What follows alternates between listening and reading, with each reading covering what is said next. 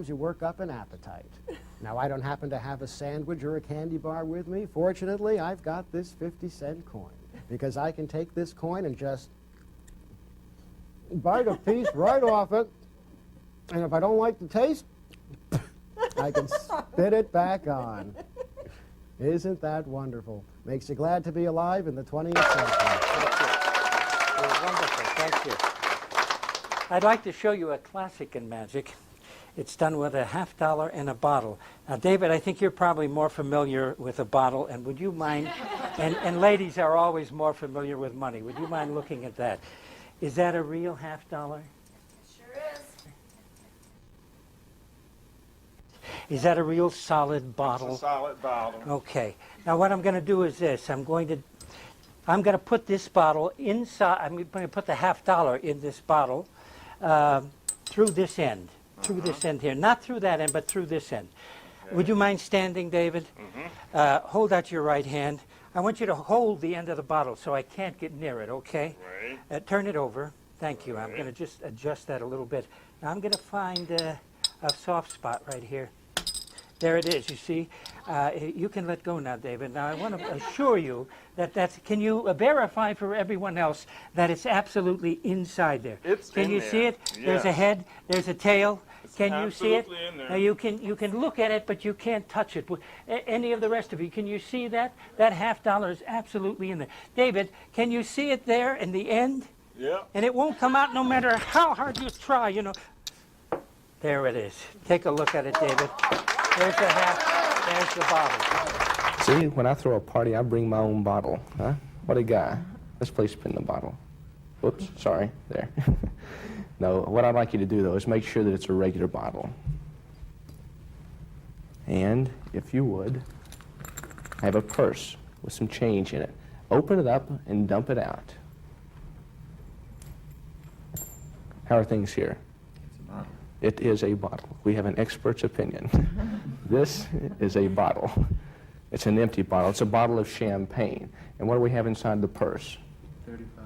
60 cents. 60 cents. It's an American $50 and a dime. Now, I'm going to give you a choice, and it'll be pretty easy for you to decide.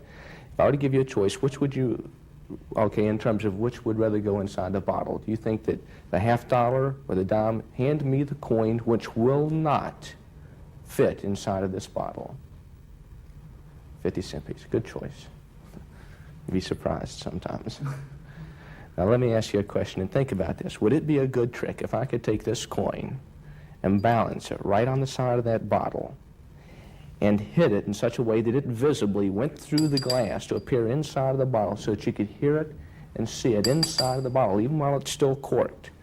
Inside the bottle, and then cause it to keep going so that it fell out the other side of the bottle. Would that be a good trick? That would be a good trick. Darn right it would.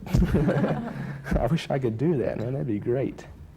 But I did think about this trick a lot, and here's what I thought. I thought that right there, that's where the bottle is its thickest. That's where it's the base of the bottle. If I could take this coin and drive it through the base of that bottle, theoretically, I could put this coin inside of that bottle from anywhere, and that would be a pretty good trick. But I'd like to see, now to do that, I'd have to hold it pretty firmly because I have to hit it very hard. And when I do it, it looks something like this. Are you ready? Watch. Just like that. As you can see, it's now inside the bottle. Make certain that it's in there. Go ahead and take the cork out. See? Sure. Do me a favor.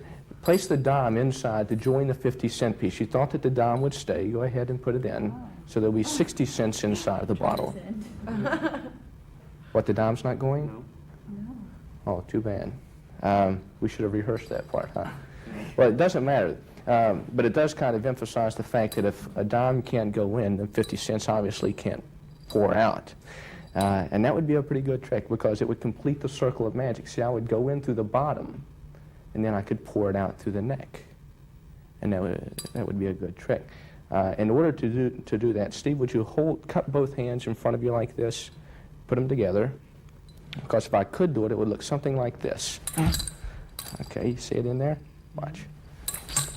There's the coin, and there's the bottle, and it's all due to magic.